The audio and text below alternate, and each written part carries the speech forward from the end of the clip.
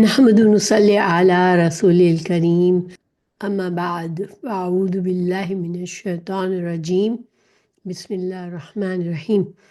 ہم قرآن مجید کا ترجمہ پڑھ رہے ہیں اور تھوڑی سی مختصر سی وضاحت جہاں ضروری ہے وہ کر رہے ہیں۔ تو سورہ آل عمران کی آیت نمبر 55 پر پہنچے ہوئے شروع کرتے ہیں۔ اعوذ باللہ من الشیطان الرجیم بسم اللہ الرحمن الرحیم۔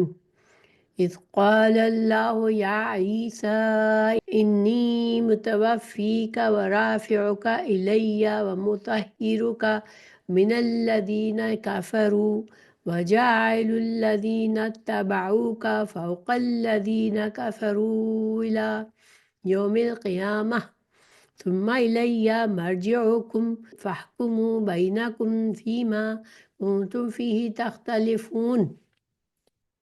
اس کا ترجمہ ہے، جب اللہ تعالیٰ نے فرمایا اے عیسیٰ میں تجھے پورا لینے والا ہوں اور تجھے اپنی جانب اٹھانے والا ہوں اور تجھے کافروں سے پاک کرنے والا ہوں اور تیرے تابع داروں کو کافروں کے اوپر غالب کرنے والا ہوں قیامت کے دن تک، پھر تم سب کو لوٹنا میری ہی طرف ہے، میں ہی تمہارے آپس کے تمام تر اختلافات کا فیصلہ کروں گا۔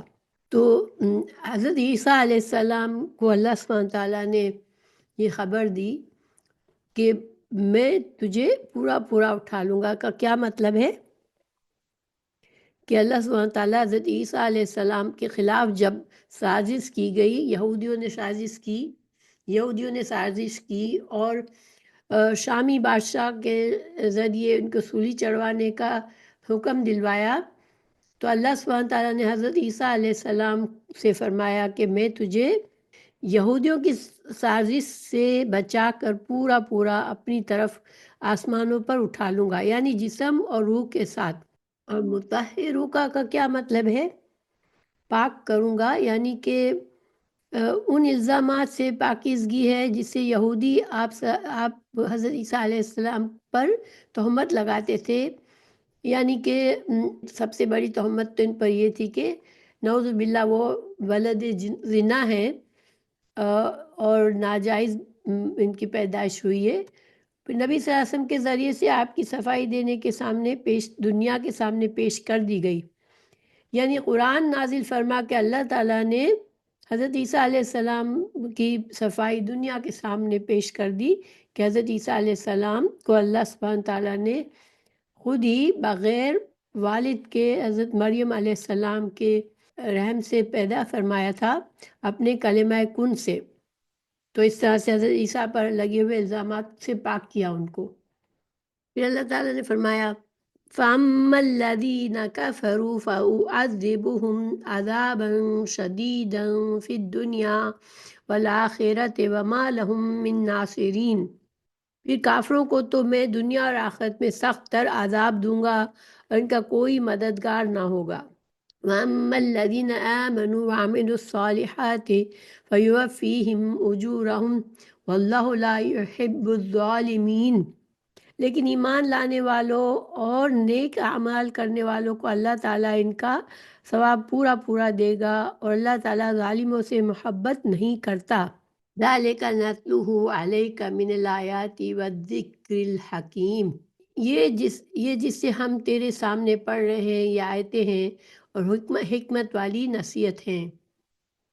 إِنَّ مَثَلَ عِيسَىٰ عِندَ اللَّهِ كَمَثَلِ آدَمَ خَلَقَهُ مِن تُرَابٍ ثُمَّ قَالَ لَهُ كُن فَيَكُونُ۔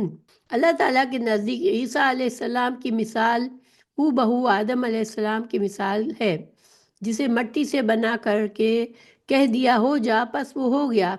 یعنی حضرت آدم علیہ السلام کے تو نہ ماں تھی نہ والد تھے، لیکن اللہ تعالیٰ نے ان کو بغیر والدین کے اپنے کلمہ کن سے پیدا کیا۔ حضرت عیسیٰ علیہ السلام کی والدہ تو تھی، مگر والد کے بغیر انہیں اپنے کلمہ کن سے پیدا کیا۔ الحق من ربک فلا تکن من الممترین۔ اور تیرے رب کی طرف سے یہی حق ہے، خبردار شک کرنے والوں میں نہ ہونا۔ فمن حاجک فیہ من بعد ما جاءک من العلم فقل تعالوا ندعو ابناءنا وابناءکم ونساءنا ونساءکم وانفسنا وانفسکم ثم نبتہل فنجعل لعنت اللہ علی الکاذبین۔ اس کے بعد جو شخص آپ کے پاس اس علم کے آ جانے کے بعد بھی آپ سے اس میں جھگڑے کرے، یعنی کہ حضرت عیسیٰ علیہ السلام کے بارے میں جو عیسائیوں کا عقیدہ ہے وہ اسی پر قائم رہنا چاہے، جبکہ اللہ تعالیٰ نے قرآن میں بتا دیا، اور آپ سے جھگڑے کرے تو آپ کہہ دیں کہ آؤ ہم تم اپنے اپنے فرزندوں کو، اور ہم تم اپنی اپنی عورتوں کو، اور ہم تم خاص اپنی اپنی جانوں کو بلا لیں، پھر ہم عاجزی کے ساتھ التجا کریں اور جھوٹوں پر اللہ کی لعنت کریں۔ یہ آیت مباہلہ کہلاتی ہے۔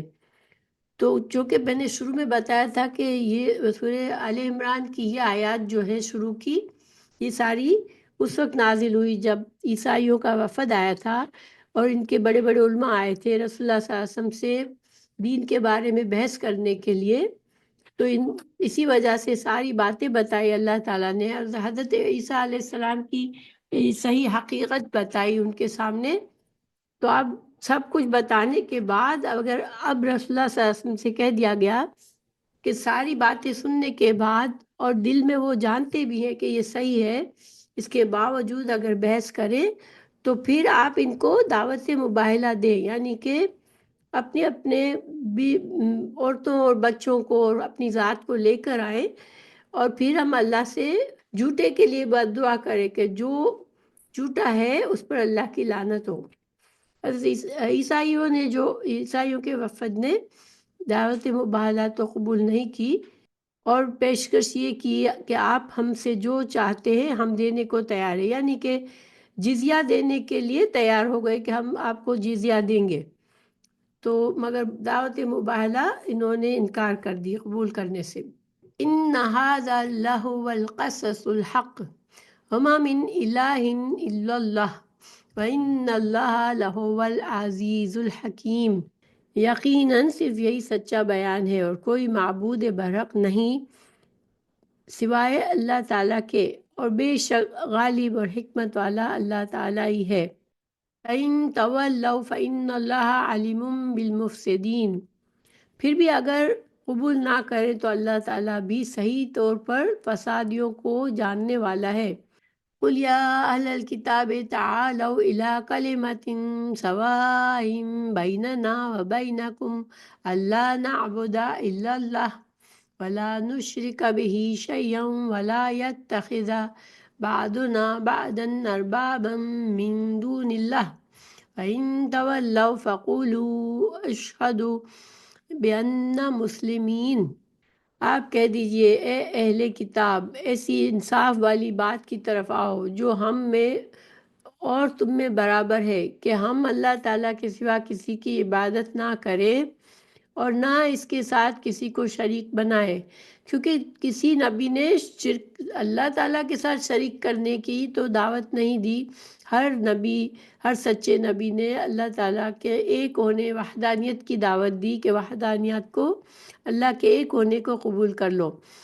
اور جو کہ عیسائی اور یہودی اہل کتاب تھے تو ان سے یہی کہا گیا کہ تم بھی جانتے ہو، ہم بھی جانتے ہیں کہ اللہ تعالیٰ ایک ہی ہے، تو ہم اللہ کے شریک نہ بنائیں، نہ اللہ تعالیٰ کو چھوڑ کر آپس میں ایک دوسرے کو ہی رب بنائیں۔ پس اگر وہ منہ پھیر لے تو تم کہہ دو کہ گواہ رہو ہم تو مسلمان ہیں۔ یا اہل الکتاب لما تحاجون فی ابراہیم وما انزلت التوراۃ والانجیل الا من بعدہ افلا تعقلون۔ اے اہل کتاب، تم ابراہیم کے بابت کیوں جھگڑتے ہو، حالانکہ تورات اور انجیل تو ان کے بعد نازل کی گئی، کیا تم پھر بھی نہیں سمجھتے؟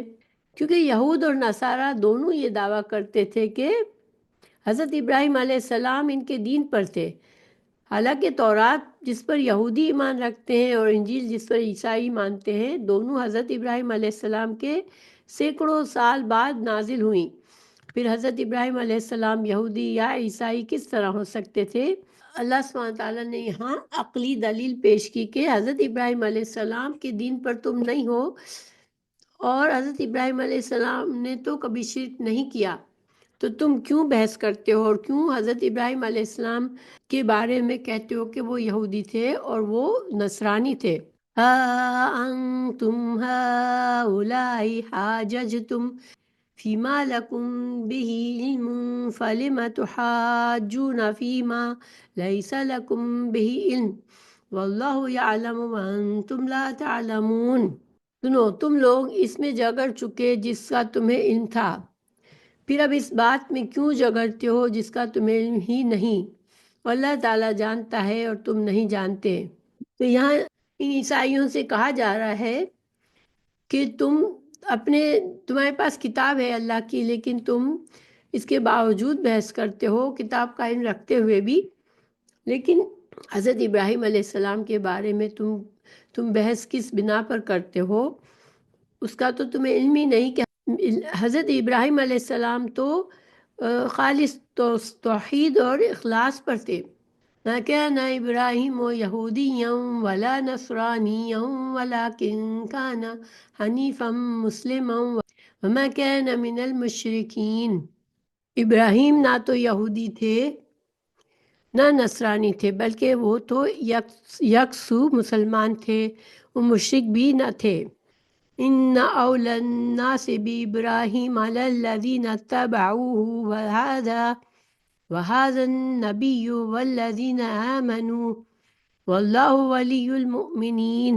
سب لوگوں سے زیادہ ابراہیم سے نزدیک تر وہ لوگ ہیں جنہوں نے ان کا کہا مانا، اور یہ نبی صلی اللہ علیہ وسلم اور جو لوگ ایمان لائے، مومنوں کا ولی اور سہارا اللہ ہی ہے۔ وَدَّتْ طَائِفَةٌ مِّنْ أَهْلِ الْكِتَابِ لَوْ يُضِلُّونَكُمْ وَمَا يُضِلُّونَ إِلَّا أَنفُسَهُمْ وَمَا يَشْعُرُونَ۔ اہل کتاب کی ایک جماعت چاہتی ہے کہ تمہیں گمراہ کر دے، دراصل وہ خود اپنے آپ کو گمراہ کر رہے ہیں اور سمجھتے نہیں۔ یا اہل الکتاب لم تکفرون بآیات اللہ وانتم تشہدون۔ اے اہل کتاب، تم باوجود قائل ہونے کے پھر بھی جانتے بوجھتے اللہ کی آیات کا کیوں کفر کر رہے ہو؟ یا اہل کتاب لم تلبسون الحق بالباطل وتکتمون الحق وانتم تعلمون۔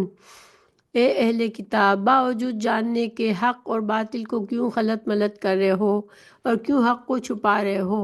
وقالت طائفة من أهل الكتاب آمنوا بالذي أنزل على الذين آمنوا وجه النهار واكفروا آخره لعلهم يرجعون۔ اور اہل کتاب کی ایک جماعت نے کہا، جو کچھ ایمان والوں پر اتارا گیا ہے اس پر دن چڑھے تو ایمان لاؤ، اور شام کے وقت کافر بن جاؤ تاکہ یہ لوگ بھی پلٹ جائیں۔ تو یہود اور نصارہ نے نہ صرف سب کچھ جاننے کے باوجود دین اسلام کو جھٹلایا، رسول اللہ صلی اللہ علیہ وسلم کی نبوت کو قبول نہیں کیا، آپ کی دعوت اسلام کو نہیں قبول کیا، بلکہ انہوں نے ایسی چالیں چلی کہ جو لوگ مسلمان ہوتے تھے، نئے مسلمانوں کو دین سے بھٹکانے کے لیے وہ کیا کرتے تھے کہ وہ اپنے لوگوں سے کہتے تھے کہ تم صبح کے وقت اپنے ایمان کا اظہار کرو کہ ہاں ہم بھی مسلمان ہو گئے ہیں، صبح کو تم مسلمان بنو اور شام کو کافر بن جاؤ، تو جو نئے مسلمان ہو رہے ہیں ان کے دل میں بھی اسلام کے بارے میں شک پیدا ہو جائے گا کہ اگر یہ لوگ جو اہل کتاب ہے، علم رکھتے ہیں، وہ اس دین کو قبول کرنے کے بعد انکار کر رہے ہیں تو شاید یہ دین صحیح نہیں ہے، اسی لیے کہہ رہے ہوں گے۔ تو یہ اس وجہ سے یہ چالیں چل رہے تھے۔ اور ان کا دوسرا جو جرم اس میں بتایا کہ وہ اپنی کتابوں میں احکامات کو غلط ملط کرتے تھے، حق باتیں چھپاتے تھے، رسول اللہ صلی اللہ علیہ وسلم کے بارے میں جو بھی پیشین گوئیاں تھی ان کی کتابوں میں ان کو بھی چھپاتے تھے۔ تو یہ زیادہ تر جو یہودی مدینہ میں تھے، 3 قبیلے، بنو قریظہ، بنو نذیر اور بنو قینقاع، یہ شرارتیں کرتے تھے کیونکہ وہ مدینہ میں ہی ہوتے تھے اور مسلمانوں سے ان کا واسطہ پڑتا تھا۔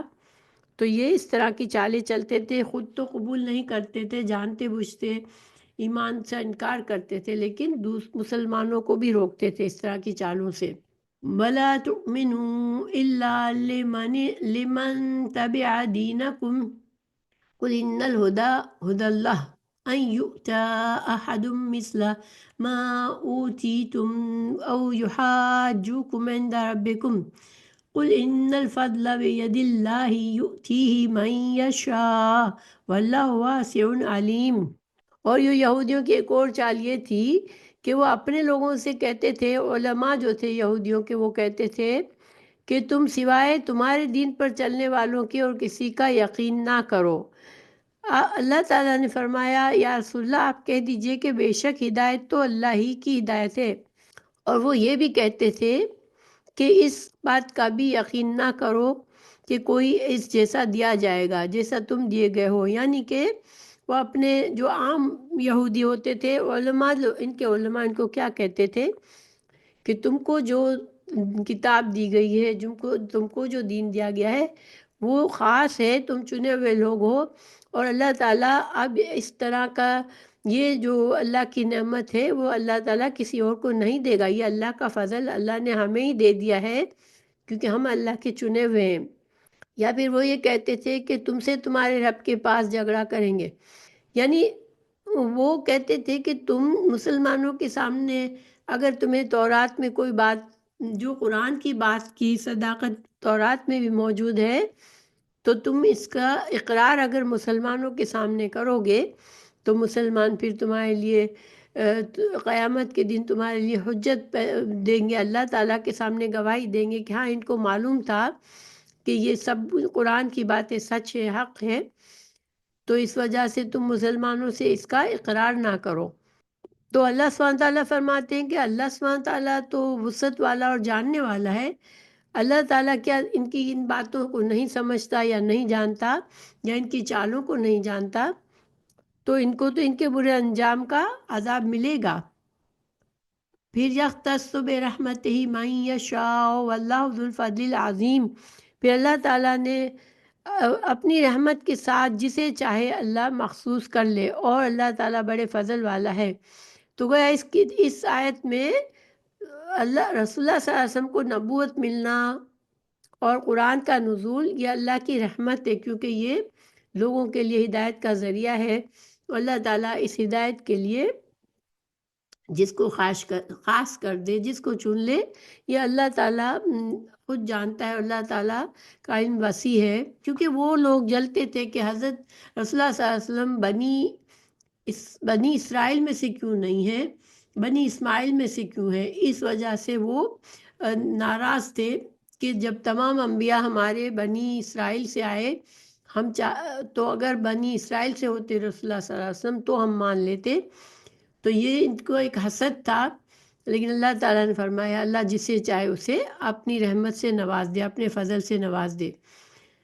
پھر وَمِنْ أَهْلِ الْكِتَابِ مَنْ إِنْ تَأْمَنْهُ بِقِنْطَارٍ يُؤَدِّهِ إِلَيْكَ وَمِنْهُمْ مَنْ إِنْ تَأْمَنْهُ بِدِينَارٍ لَا يُؤَدِّهِ إِلَيْكَ إِلَّا مَا دُمْتَ عَلَيْهِ قَائِمًا ذَلِكَ بِأَنَّهُمْ قَالُوا لَيْسَ عَلَيْنَا فِي الْأُمِّيِّينَ سَبِيلٌ وَيَقُولُونَ عَلَى اللَّهِ الْكَذِبَ وَهُمْ يَعْلَمُونَ۔ بعض اہل کتاب تو ایسے ہیں کہ اگر انہیں تو خزانے کا امین بنا دے تو بھی وہ تجھے واپس کر دیں گے، یعنی ان میں سے جو کچھ اچھے لوگ ہیں بنی اسرائیل میں، اللہ سبحانہ تعالیٰ نے ان کی تعریف فرمائی کہ وہ امانت دار ہیں، وہ خزانہ بھی ان کو دو تو وہ تمہیں واپس کر دیں گے۔ اور چونکہ یہ بے ایمانی کر رہے تھے، ایون اللہ کی کتاب میں سے جو تورات میں جو باتیں قرآن میں جس کی تصدیق تھی ان کو بھی چھپاتے تھے، تو اللہ سبحانہ تعالیٰ نے فرمایا کہ بعض ایسے ہیں کہ اگر ایک دینار بھی ان کو امانت کے طور پر دو تو وہ تمہیں لوٹائیں گے نہیں۔ ہاں یہ بات ہے کہ اگر تو اس کے سر پر ہی کھڑا رہے، یعنی کہ پیسوں کے معاملے میں بھی ان کے اندر امانت ہے ہی نہیں، دین کے بارے میں تو امانت نہیں ہے، مگر پیسوں کے بارے میں بھی امانت نہیں ہے ان کی اکثریت کے پاس۔ ہاں کچھ لوگ جو ہے وہ امانت دار ہیں اور وہ اگر خزانہ بھی ہو تو واپس کر دے تمہیں، اور یہ اس لیے کہ انہوں نے کہہ رکھا ہے کہ ہم پر ان جاہلوں کہ حق کا کوئی گناہ نہیں۔ یہ لوگ باوجود جاننے کے اللہ تعالیٰ پر جھوٹ کہتے ہیں۔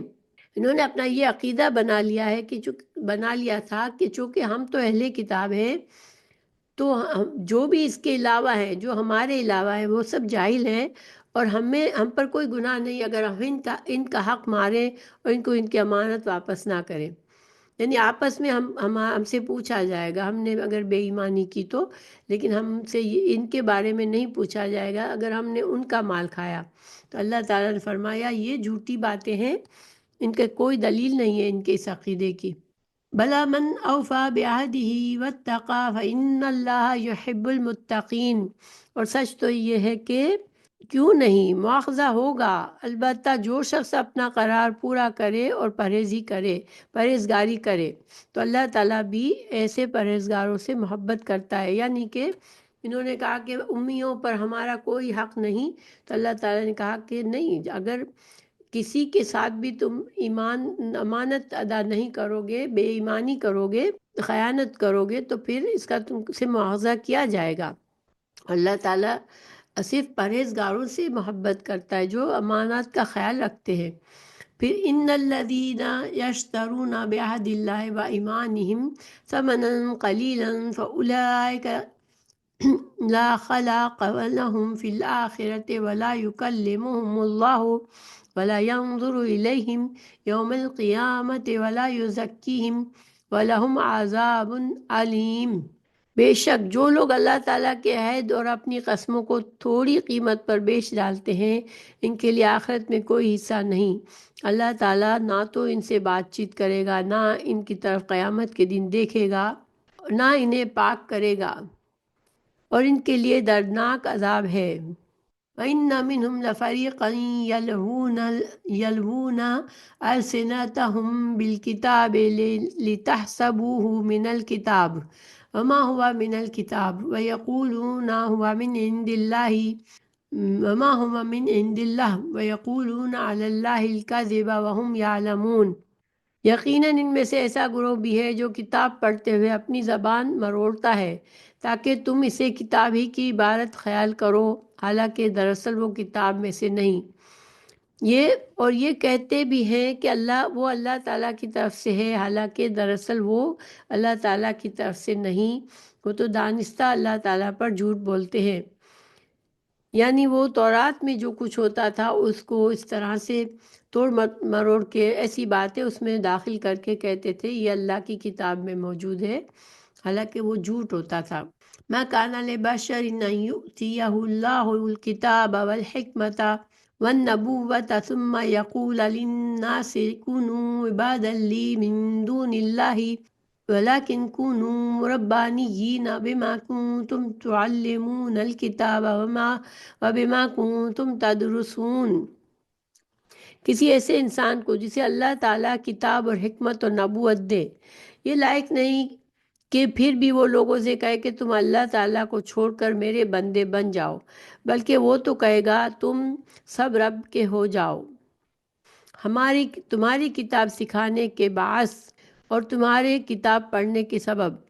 یعنی چونکہ یہ اہل کتاب تھے، سب جانتے تھے، لیکن حضرت عیسیٰ علیہ السلام کو الہ کہتے تھے، تو اللہ تعالیٰ نے فرمایا کہ اللہ تعالیٰ کے جو چنے ہوئے نبی اور رسول ہوتے ہیں، اور حضرت عیسیٰ علیہ السلام بھی اللہ کے انبیاء میں سے ہیں، تو انبیاء کرام اپنی عبادت کا نہیں کہتے لوگوں کو، بلکہ وہ ہمیشہ اللہ سے جوڑتے ہیں۔ تو یعنی کہ یہ جھوٹ بول رہے ہیں۔ وَلَا يَأْمُرَكُمْ أَن تَتَّخِذُوا الْمَلَائِكَةَ وَالنَّبِيِّينَ أَرْبَابًا أَيَأْمُرُكُمْ بِالْكُفْرِ بَعْدَ إِذْ أَنْتُمْ مُسْلِمُونَ، اور یہ نہیں ہو سکتا کہ وہ تمہیں یعنی انبیاء کرام تم سے یہ ایسی باتیں کرے کہ تم فرشتوں اور نبیوں کو رب بنا لینے، تم کو انبیاء کرام تم کو فرشتوں اور نبیوں کو رب بنانے کا حکم نہیں دے سکتے، کیا وہ تمہارے مسلمان ہونے کے بعد بھی تمہیں کفر کا حکم دیں گے؟ چونکہ ان کا الزام تھا کہ حضرت عیسیٰ علیہ السلام ان کے کو الہ مانتے تھے، تو اب ظاہر ہے کہ حضرت عیسیٰ علیہ السلام نے تو ایسی کوئی بات نہیں کی تھی، یہ غلط الزامات تھے، تو ان کے پاس یہ کہاں سے نالج آئی، کہاں سے علم آیا یہ؟ تو اللہ سبحانہ تعالیٰ ان کی ان باتوں کا کے نفی کر رہے ہیں۔ وَإِذَا أَخَذَ اللَّهُ مِيثَاقَ النَّبِيِّينَ لَمَا آتَيْتُكُم مِّن كِتَابٍ وحكمة ثم جاءكم رسول مصدق لما معكم لتؤمنن به ولتنصرنه قال أقررتم وأخذتم على ذلكم إصري قالوا وأقررنا قال فاشهدوا وأنا معكم من الشاهدين۔ جب اللہ تعالیٰ نے نبیوں سے عہد لیا کہ جو کچھ میں تمہیں کتاب اور حکمت دوں پھر تمہارے پاس وہ رسول آئے جو تمہارے پاس کی چیز کو سچ بتائے تو تمہارے لیے اس پر ایمان لانا اور اس کی مدد کرنا ضروری ہے۔ فرمایا کہ تم اس کی اقرار کرتے ہو، اس پر میرا ذمہ لے رہے ہو؟ سب نے کہا ہمیں اقرار ہے۔ فرمایا تو اب گواہ رہو اور خود میں بھی تمہارے ساتھ گواہ ہوں۔ یعنی انبیاء کرام سے، تمام انبیاء کرام سے اللہ تعالیٰ کا یہ وعدہ لیا گیا تھا کہ ان کی زندگی میں یا ان کے نبوت کے دوران اگر دوسرا نبی آئے گا تو اس پر ایمان لانا اور اس کی مدد کرنا ضروری ہے۔ تو گویا کہ رسول اللہ صلی اللہ علیہ وسلم کے بارے میں تمام انبیاء نے یہی تعلیمات دی کہ جب رسول اللہ صلی اللہ علیہ وسلم مبعوث ہوں گے تو انہوں نے اپنے فالوور سے، تمام انبیاء نے یہی کہا تھا کہ تمہیں ان پر ایمان لانا ہے اور ان کی مدد کرنا ہے، ان کے مشن میں ان کے مددگار بننا ہے۔ فَمَن تَوَلَّى بَعْدَ ذَلِكَ فَأُولَٰئِكَ هُمُ الْفَاسِقُونَ۔ بس اس کے بعد بھی جو پلٹ جائیں وہ یقیناً پورے نافرمان ہیں۔ یعنی یہ سب اب جان لیا انہوں نے، اور انہوں نے یہ بھی جان لیا کہ ان کے انبیاء نے بھی اللہ تعالیٰ سے یہی وعدہ کیا تھا اور ان کی کتابوں میں بھی انبیاء کے ذریعے ان سے بھی یہی وعدہ لیا گیا تھا، تو اب پھر بھی انکار کر رہے ہیں تو یہ پکے نافرمان ہیں۔ أفغير دين الله يبغون وله أسلم من في السماوات والأرض طوعا وكرها وإليه يرجعون۔ کیا وہ اللہ کے دین کے سوا اور دین کی تلاش میں ہے، حالانکہ تمام آسمانوں والے اور سب زمین والے اللہ تعالیٰ ہی کے فرما بردار ہیں، خوشی سے ہوں یا ناخوشی سے سب اسی کی طرف لوٹائے جائیں گے۔ تو خوشی سے ہو یا ناخوشی سے کیا مطلب ہے؟ تمام کائنات تو اللہ سبحانہ تعالیٰ کی فرما بردار ہے، لیکن چونکہ اللہ تعالیٰ نے انسانوں کو اور جنوں کو یہ اختیار دیا ہے کہ وہ اگر چاہے تو اللہ کی اس ہدایت کو قبول کر لے، چاہے تو گمراہی کا راستہ پسند کرے، اور پھر اس کے لحاظ سے ان کو آخرت میں ان کا انجام ہوگا۔ تو ان کے اس تھوڑے سے اختیار کی وجہ سے دنیا میں وہ نافرمانی کر جاتے ہیں، لیکن باقی مخلوق تو اللہ کی فرما بردار ہے۔ اور جو انسان اور جن جو کافر بنتے ہیں، جو گمراہی کے راستے کو اختیار کرتے ہیں، وہ بھی ایک طرح سے مکمل طور پر اختیار ان کو بھی نہیں حاصل ہے، کیونکہ انسان اللہ کا محتاج ہے۔ انسان کا اپنا جسم بھی اللہ ہی کا محتاج، یعنی اللہ ہی کی رحمت اور اللہ ہی کی نعمت سے انسان اپنے جسم کو استعمال کر سکتا ہے، اپنی ساری صلاحیتوں کو استعمال کر سکتا ہے، چاہے وہ نافرمان بنے، لیکن جب چاہے گا اللہ تعالیٰ، جب چاہتا ہے انسان کا دل بھی بند ہو جاتا ہے، انسان کی زندگی ختم ہو جاتی ہے۔ قُلْ آمَنَّا بِاللَّهِ وَمَا أُنزِلَ عَلَيْنَا وَمَا أُنزِلَ عَلَىٰ إِبْرَاهِيمَ وَإِسْمَاعِيلَ وَإِسْحَاقَ وَيَعْقُوبَ وَالْأَسْبَاطِ وَمَا أُوتِيَ مُوسَىٰ وَعِيسَىٰ وَالنَّبِيُّونَ مِن رَّبِّهِمْ لَا نُفَرِّقُ بَيْنَ أَحَدٍ مِّنْهُمْ وَنَحْنُ لَهُ مُسْلِمُونَ۔ جیسے پچھلی آیت میں اللہ سبحانہ تعالیٰ نے فرما دیا کہ تمام جو مخلوق ہے وہ چاہے یا نہ چاہے، خوشی یا ناخوشی سے اللہ کی فرما بردار ہے، تو پھر تم بھی کیوں اسلام کو قبول نہیں کر لیتے ہو؟ اور پھر اب اللہ تعالیٰ نے یہاں فرمایا کہ تمام سچے نبیوں پر ایمان لانا اور ان اپنے اپنے وقت میں اللہ کی طرف سے مبعوث تھے جو، ان سب پر ایمان لانا، نیز ان پر جو کتابیں آپ کہہ دیجئے کہ ہم اللہ تعالیٰ پر اور جو کچھ ہم پر اتارا گیا ہے اور جو کچھ ابراہیم علیہ السلام پر اور اسماعیل علیہ السلام اور یعقوب علیہ السلام اور ان کے اولاد پر اتارا گیا، اور جو کچھ موسیٰ اور عیسیٰ علیہ السلام اور دوسرے انبیاء علیہ السلام اللہ تعالیٰ کی طرف سے دیے گئے، ان سب پر ایمان لائے۔ ہم ان میں سے کسی کے درمیان فرق نہیں کرتے اور ہم اللہ تعالیٰ کے فرما بردار ہیں۔ وَمَن يَبْتَغِي غَيْرَ الْإِسْلَامِ دِينًا فَلَن يُقْبَلَ مِنْهُ وَهُوَ فِي الْآخِرَةِ مِنَ الْخَاسِرِينَ۔ اور جو شخص اسلام کے سوا اور دین تلاش کرے اس کا دین قبول نہ کیا جائے گا اور وہ آخرت میں نقصان پانے والوں میں سے ہے۔ یعنی انبیاء کرام، دوسرے انبیاء کرام کے اپنے اپنے زمانوں میں جو دین وہ لائے وہ بھی اسلام ہی تھا، اللہ کی وحدانیت، اللہ کو ایک ہی ماننا تھا اور اللہ کی فرما برداری کا دین تھا۔ اور اب چونکہ نبی کریم صلی اللہ علیہ وسلم آخری نبی ہیں تو وہ دین جو لائے ہمیں ان سب کو جو مانتا ہے، جو قبول کرتا ہے، وہی آخرت میں نقصان سے بچے گا۔ کیف یہدی اللہ قوما کفروا بعد ایمانہم وشہدوا ان الرسول حق وجاءہم البینات واللہ لا یہدی القوم الظالمین۔ اللہ تعالیٰ ان لوگوں کو کیسے ہدایت دے گا جو اپنے ایمان لانے اور رسول صلی اللہ علیہ وسلم کی حقانیت کی گواہی دینے اور اپنے پاس روشن دلیلیں آ جانے کے بعد کافر ہو جائیں۔ اللہ تعالیٰ ایسے بے انصاف لوگوں کو راہ پر نہیں لاتا۔ ان کی تو یہی سزا ہے کہ ان پر اللہ تعالیٰ کی اور فرشتوں کی اور تمام لوگوں کی لعنت ہو۔ خالدین فیہا لا یخفف عنہم العذاب ولا ہم ینظرون۔ اور وہ ایسے لوگ جو ہیں وہ ان کی یہی سزا ہے کہ ان پر اللہ تعالیٰ کی اور فرشتوں کی اور تمام لوگوں کی لعنت ہو جس میں وہ ہمیشہ رہیں گے۔ اور لعنت کا مطلب ہوتا ہے اللہ کی رحمت سے دوری۔ تو جنت اللہ کی رحمت ہے، وہ کبھی بھی پھر جنت میں داخل نہیں ہو سکیں گے۔ یہ نہ تو ان سے عذاب ہلکا کیا جائے گا اور نہ انہیں مہلت دی جائے گی۔ إِلَّا الَّذِينَ تَابُوا مِن بَعْدِ ذَلِكَ وَأَصْلَحُوا فَإِنَّ اللَّهَ غَفُورٌ رَحِيمٌ۔ مگر جو لوگ اس کے بعد توبہ اور اصلاح کر لیں تو بے شک اللہ تعالیٰ بخشنے والا مہربان ہے۔ یعنی ابھی بھی دروازہ کھلا ہے ہدایت کا، اگر ابھی بھی توبہ کر لے اور اگر اسلام میں داخل ہو جائے۔ اور ہر انسان کے لیے بھی توبہ کا دروازہ اس وقت تک کھلا ہوتا ہے جب تک وہ موت کے فرشتے نہ دیکھ لے۔ تو اس وقت تک اگر وہ پلٹ آتا ہے اللہ کی طرف، توبہ کر لیتا ہے، ایمان لے آتا ہے تو، اور کلمہ پڑھ لیتا ہے تو انشاءاللہ پھر اس کی بخشش ہو سکتی ہے۔ ان الذین کفروا بعد ایمانہم ثم ازدادوا کفرا لن تقبل توبتہم واولئک هم الضالون۔ بے شک جو لوگ اپنے ایمان لانے کے بعد کفر کریں پھر کفر میں بڑھ جائیں، ان کی توبہ ہرگز قبول نہ ہوگی، یہی گمراہ لوگ ہیں۔